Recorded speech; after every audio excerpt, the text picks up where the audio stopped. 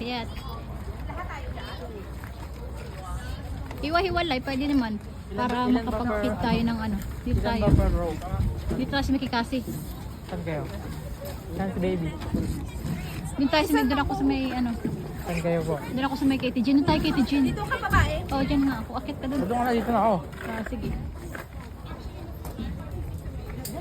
Diyos ko Lord, ang lamig. Binali ko yung jacket babae kasi parang At dahil nga medyo nalita tayo ng upload itong ating videos, ayan, isi-share ko lang sa inyo itong aming tour dito sa one of tourist destination dito sa New Zealand. Ayan, ito yung Agrodome. Popular ito lalo na sa mga students kapag school holiday. And ayan nga, after namin dito sa show dito sa Agrodome is sasakay naman kami dito sa kanilang farm tour truck. So ayan, dito kami, super lamig niyan. Itong aming kasamang baby is siya, natulala na sa sobrang lamig. At tingnan niyo naman. And ayan nga, first time niya yan din mag-travel outside sa Auckland. And nataon pa na winter. So ayan, enjoy pa rin. Kasi ito lang talaga yung time namin na maglalakwat siya with friends and family. So ayan, first time din ang anak ko na makapunta dito sa sa farm tour. And ito yung aming first destination kung saan bababa kami para mag-feed nitong kanilang mga tupa. Ayan, isa yan dito sa popular na pinupuntahan talaga. And ayan, first destination, bababa ang lahat para mag-feed. And nakakatuwa lang kasi sobrang friendly nitong mga tupa na ito. Ayan, tingnan niyo naman.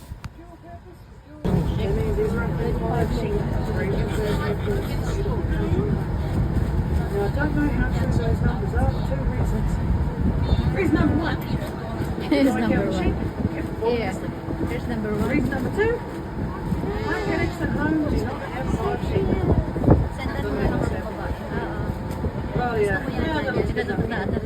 Rightio, I'll just ask you all remain on board. Hey! Jump on. I can give you a black light, trust me, I know. Or you get some on your head. Watch out for the ones that go between your legs. Thankfully it's a small one. The big ones take you for a ride. Now when you're holding out, if your hand goes in the mouth, don't worry, okay? It does not hurt. It's nice and warm though, and it's a little bit slobbery, so you just blow it on the sheep. Now, some of our big girls have had a ram with them. You may notice they're starting to get some udders behind them. Just don't chase them, okay? It's not worth it. They're very close to lambing. And ito naman yung aming second destination. Ayan, syempre bababa rin tayo para naman mag-feed din itong other animal. Ito yung tinatawag nilang mga lama. Ayan, super lalaki niya. Kala ko dati siya mga camel or mga big tuwa. Pero and yung iba dyan, kapag bibigyan mo ng pagkain, wala kang maibigay, is nandudura. So kaya ayan, itong isa, napakabait niya. So kailangan paglalapit ka is may dalang pagkain. Kasi kung wala, is duduraan ka nila. Oh, hala, sige. Pakain pa more.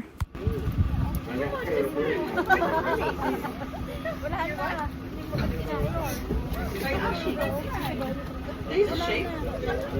ay wala na. Nice family land. Pag hindi mo yan binigyan, dudura.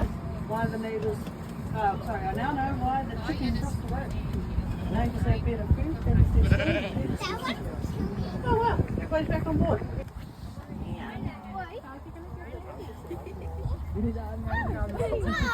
Si Drake, ito si That's Drake. one of my jumpers. Okay. And sobrang nakakatuwa lang talaga kasi habang nag-iikot kami dito sa farm is iba't ibang animals talaga yung makikita mo. And isa naman itong itong mga bulls na to, ayan, super lalaki niya. Talagang nilook after nila yan. Siguro matatanda na tong mga to. And ayan, isa din yan sa makikita mo habang tayo is nag-iikot dito sa kanilang farm.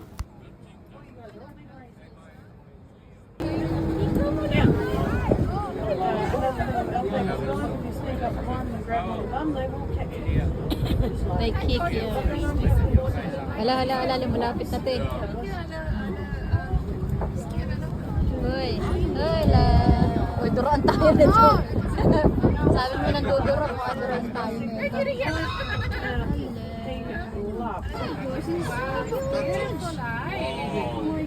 Alrighty, so that's the kettle for now. We shall move on. You guys are lucky. They're having a midday nap. At syempre, hindi mawawala itong kanilang kiwi fruit picking. Ayan, kasama yan sa ating tour. So, kaya ayan, abutan pa natin yung, yung season ng mga kiwi fruits. So, pero patapos na siya, kaya makikita niyo dyan is parang namamatay na yung mga kiwi fruit. Pero hindi yan namamatay, lang siya. Nawawalan lang siya ng dahon kapag ganitong winter. And then, kapag in season siya, magkakadahon siya ulit. Pero naabutan natin is madami pa siyang mga bunga and matatamis siya talaga. So, ayan, sabi nila is kumuha ng hanggat gusto. Kaya naman, sinamantala natin ang pangunguha ng mga fruits. And syempre, hindi mawawala ang souvenir items. Kaya naman sabi ko, is bibili kami itong mga kanilang souvenir. And ayan, syempre itong tuwa, kulang lang ipambili. Kaya ayan, magaganda din naman siya and affordable. Kaya naman sabi nila, is bibili sila dahil minsan lang sila magpunta dito. Kaya ayan. And ayun lang guys, thank you for watching. Hope you like it. And please don't forget to share and follow na din. And see you again later for my next videos. Bye-bye!